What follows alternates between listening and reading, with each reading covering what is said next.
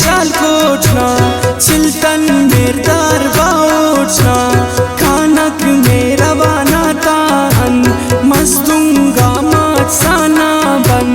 केशुल खुम्बच सरलटना चाहे चचर बेमटना संदक खाकना हर माने जेबा खाकना डाल जाने रास को ना बगल खारान बेमठ पंचगुरु आवारान मुकुंडी दा दफ्ताने तुरबत डे ना पहचाने ग्वादर जेबो वतनाए तसली उस्तना से खाए और माड़ा शारे जुगनू था नसमस पाई का कुकू था और माड़ा शारे जुगनू था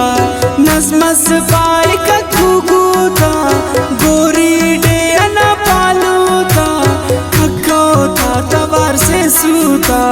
गोरी डे ना पालू था।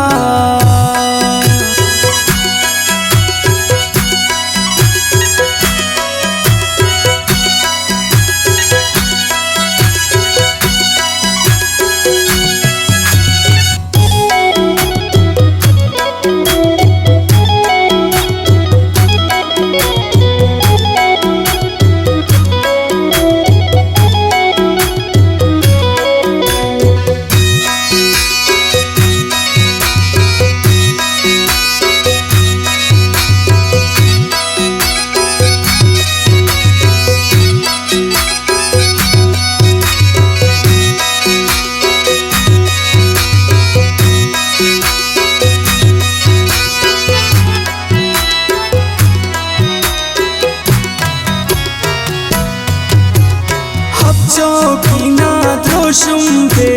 बेलाओ तल्ला मौसुम पे ज़ैरी न मश्ता से बाई बट्टा न खोलुम गलाई खुशदार डे अना दिलदारे तू तक अरमान का शारे सूरा वो बिदर किन कुर्बान थे ना हो बिदर किन कुर्बान नद्र कलात ना मेरी किन की नदरुल सीधी किन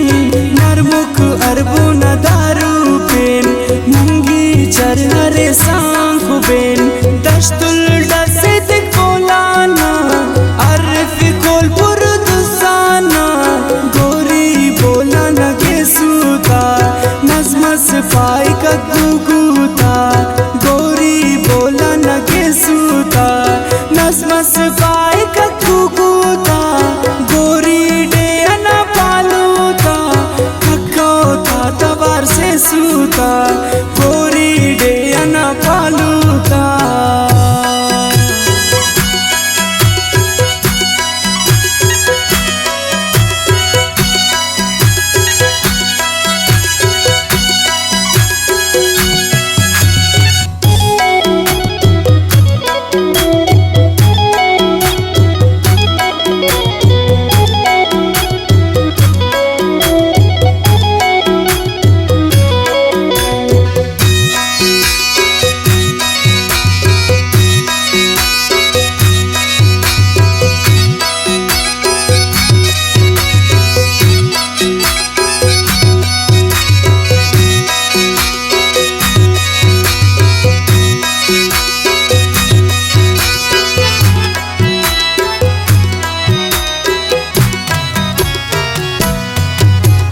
मचुल रिश्तेदार बोलान थोन फिर गए बाबा का नरमान थोन मेरगढ़ पीर गाता बुंदर सिद्धि जी मरे ने डाडर झटपट ना डबर खुशकावा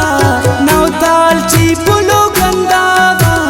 नदरुच पतलियों का जान किन लिखी उड़े अना अरमान किन सिंदुल तोंद दरना रिश्ता उस्ताद यान कसर ना रिश्ता सुम चकुला बैक पम्बा मिश्वर दा खंता सुरमा नदरोड़ किन कुर्बान नसरत खाके कनाही मां नसरत मिसके जबादे खुशबू था नज़्म सफाई का गुगू था मिसके जबादे खुशबू था, नज़्म सिपाही का कुकू था, गोरी डे अना पालू था, हक्को था तवार से सूता।